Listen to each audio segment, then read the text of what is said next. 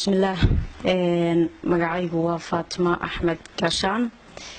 waxaan ku noolahay magaalada Gaalkacyo, xarunta gobolka Mudug ee Puntland, Soomaaliya. waxaan ka mid ahay dhalinyarada gobolkan. shaqadeyda iyo waxbarashadeedu intaba waxa weeyaan deegaankan. waxaan ka mid ahay iskuma tilmaami karo dadka hal abuurka ah ama qoraayaasha, balse waxaan ka mid ahay dadka isku dayay oo ku dhiiraday fursadaasi inay isku dayi karaan inay wax xun curin karayaan. markii ugu horreysay oo soo baxay buuggii aan qoraalkiisa wax ku lahaa ee wareertay Mawaldamina, waxaa runtii igu dhiirigeliyay hooyadeeda labaad oo anigana ah dhiirigeliyaha iyo koobaad Caasho Geladiriye, oo runtii xilli habeen ah aan anagoo hawl kale oo shaqo ku jirna aan fikirkaas markaas marxaladda Soomaaliya oo kacsanayd oo jawi wareersan oo siyaasadeed ku jirtay aan wax iska weydiinay baan ku fikirnay inaan abuurno buuggan. kadibna waxaan qornay artikalo fara badan oo ku saabsanaa marxaladihii waddanka oo runtii ku saleysnayd ma sidan mise sidan. buuggan waxyaabaha ku jira waxa weeye waa laba qaybood.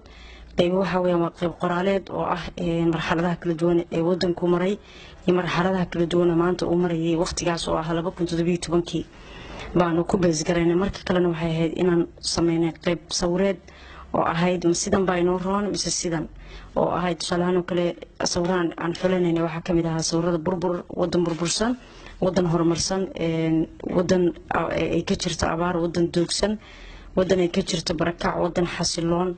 marka waxaan kala dooranayna sidan baa inoo roon mise sidan baa inoo roon, waayo haddii sidan kusii jirno oo burburkii dhibaatada ah dalkeenu qurux iyo wanaag ma yeelanayo oo wax ma wada waldaamin karna fiican.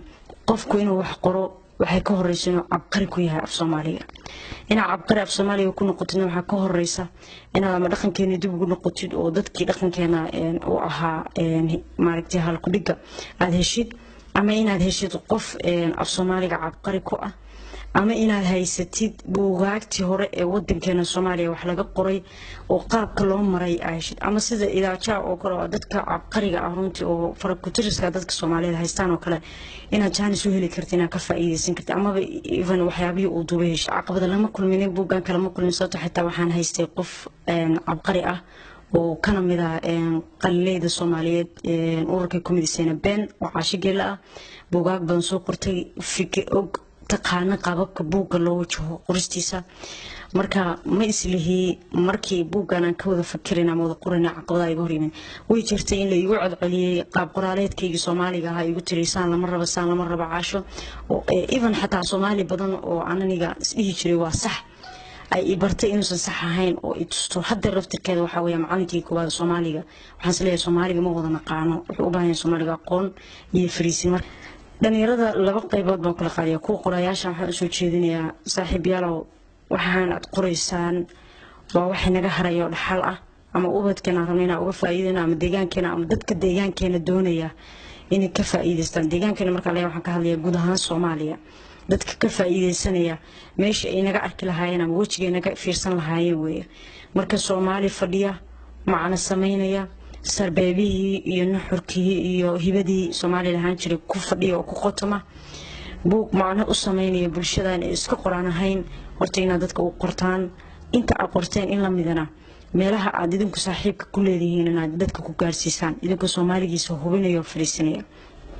tan labaad dhalinyarada kale waxaan ku bogaadinayaa in aqoonta dhankeeda loo jahayso. qofku hadduu aqoon sameeyo oo aqoon barto ama tacliinta uu awood siiyo, dalkan iyo dadkanba way xasilayaan. waxaa hadda lala jahwareersan yahay inta badan waxa weeye aqoon la'aanta, laakiin qofku markuu aqoonyahan noqdo wuxuu dareemayaa macaanka nabadi leedahay, macaanka wadaniyaed leedahay, macaanka dalku leeyahay.